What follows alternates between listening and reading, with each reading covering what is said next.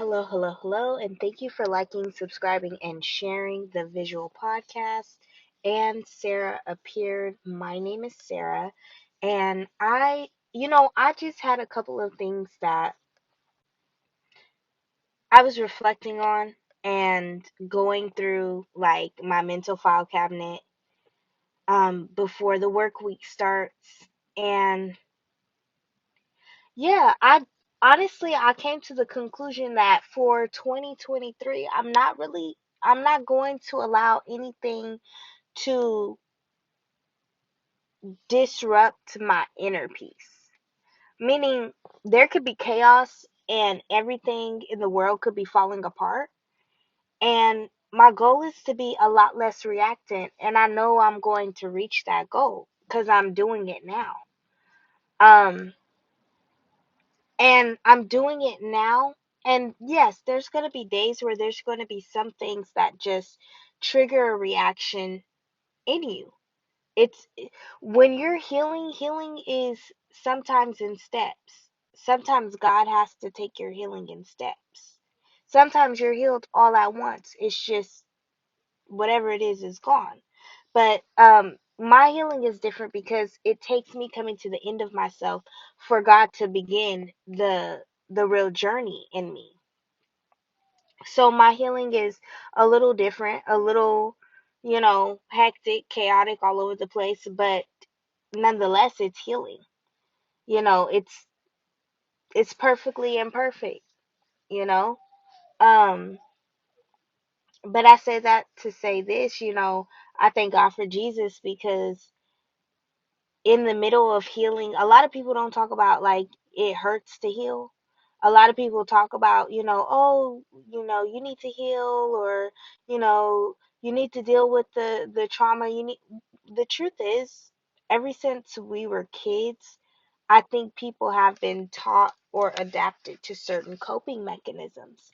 Why do we have coping mechanisms? It's because we don't like the sting of healing. Like you gotta scrape, you gotta cut, but you need some hydrogen peroxide on it and it's gonna sting. Or you need to have surgery and it's gonna hurt without some anesthesia or whatever. And that's the beauty of Jesus. Jesus allows me to have comfort. He's like the anesthesia in the surgery. Like, I know I'm being cut up. I know I'm being cut on. I know that I'm going through a transformation, a transfiguration. I know that it's happening. But it's not something that's happening in, all one and done. Because there's layers and it's intricate. My healing is intricate. And that's why, you know, the Lord just keeps bringing back to me my original, I think it was my first original podcast, but it was like, don't let anybody rush you out of your healing. Your healing is intricate because your call is intricate. And so a lot of people will look at certain ones and say, you're not doing anything with your call, or you're running from your call, or you don't know what you have. And it's like, no, I am discovering what I have because I am just now learning to use spiritual faculties to be able to hear and see what God has in store for me. And that's why deliverance is important. Deliverance is important because it moves out the obstacles of being able to hear and see what God has for you. Because if you can hear Him and you can see Him, then you'll be able to communicate to Him from your heart, God, what is my design? Because I'm so different from everyone else. My train of thought is different. The way I do things is different. The way I rationalize is different. I see things from a different perspective. And so if you don't go to Christ, you're going to be confident in what others have to say concerning you and conformity. When God made you completely out of whatever conformity society has you in.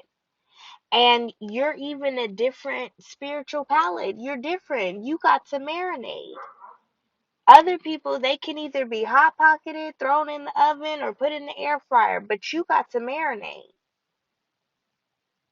It's different. I have to come into the realization that I'm an acquired taste. I have to look at myself like I'm an acquired taste. Not everybody, first of all, not everybody is going to be able to handle me because I'm not everybody's palate. And then also, not everybody can afford me energetically. I'm an acquired taste. And I need to start acting accordingly. And this podcast is a testament to what happens when you partner with the vision of Christ for you versus just kind of being out there and doing your own thing or being controlled in a negative way. I don't believe that there's anything wrong with being in the hands of someone, but you got to be in the right hands of the right person. You got to be in the right hands. You got to be in the hands of somebody who is able to see not only your vision, but not get jealous of it. That's a real thing. You got to be in the hands of somebody who wants to see you go further than them. Because I've experienced being in the hands of individuals who saw the end result and didn't like that I was the one chosen for it. And it's like you have to cope with that. I think that's one of the things that we kind of shy away from, even though, yes, we have different stories out there and, parables in the Bible, that talk about, different dynamics and power struggles and relationships. Um,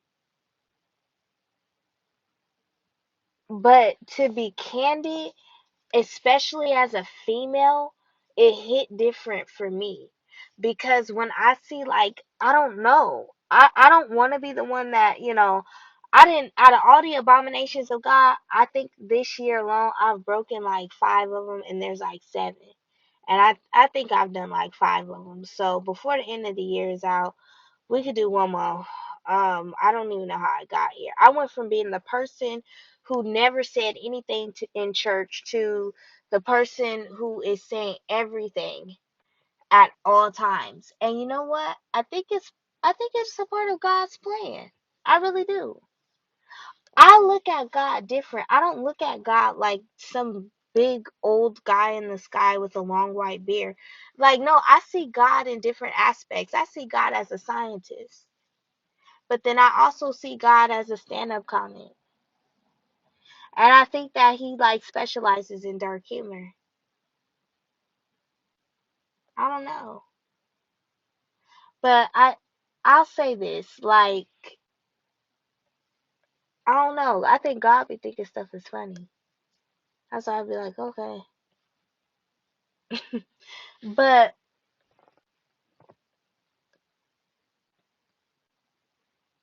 I don't know, just getting in tune with God and really letting God like take control of my life, not totally, but in segments. I think we have to talk about that. Being newcomers in Christ, you're not always going to let God fully take over your life. You're going to have sensual experiences with the move of God, and those experiences are not enough momentum to make you fall in love with Him so that there is a transformation. Because true transformation, in my opinion, comes from love. But, like, just because you have a sensual experience, it's not enough to keep that momentum. You have to build a relationship. That means you have to be in communication every day. And then not only do you have to be in communication with Christ every day, but you have to be expecting communication. So that means you have to like learn and train your spirit and your soul to get quiet enough to hear him. Expect communication. And then you have to keep the principles that are in his word. How did he deal with relationships? How did he deal with people? How did he deal with betrayal? Like, you just kind of have to study his life. And that's kind of what I've been on. Like, just making sure that I'm really taking the relationship serious and like studying, like, okay, this is okay, this is what it's like to really have a loving relationship with Christ. This is what it's like.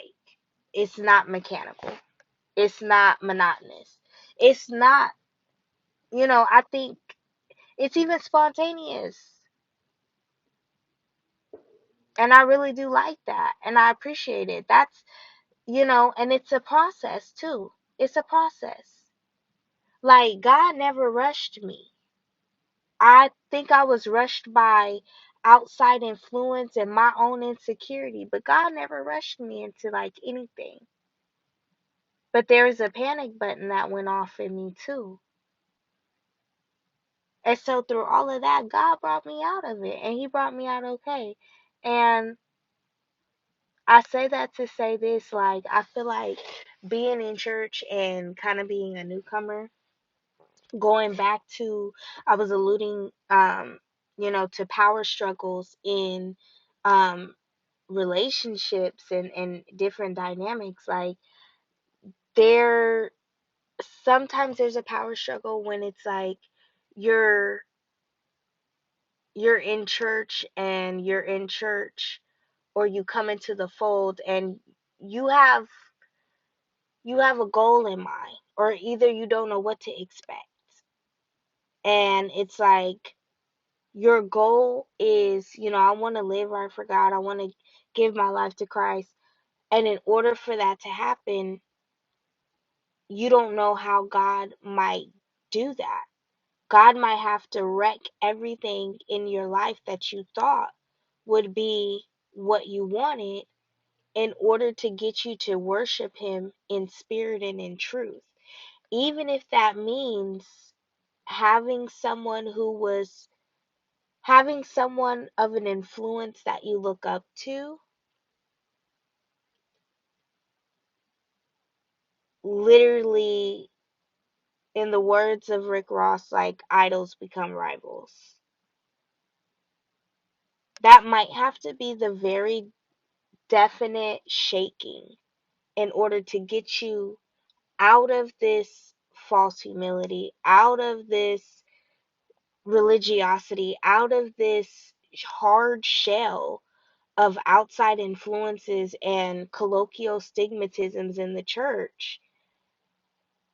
Something from the inside of the church, I believe, has to hurt you in order for you to understand that God is bigger than those four walls. I believe that sometimes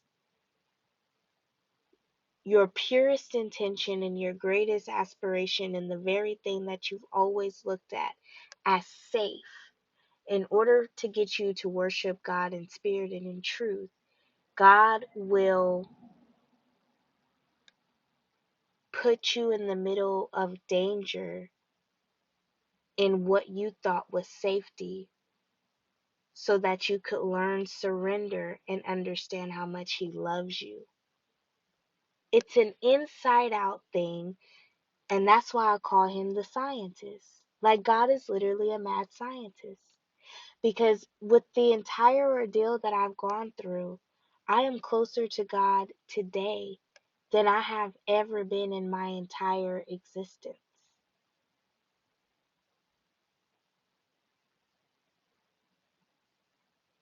I am.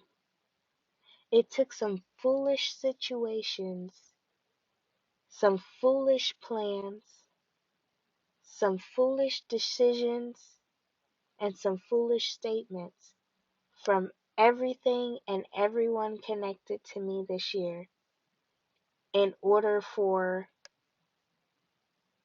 His children to be closer to Him this year than we've been close in a long time. That's what I believe. In the grand scheme of things, and looking at God as the comic who specializes in dark humor, I think pain is God's shtick.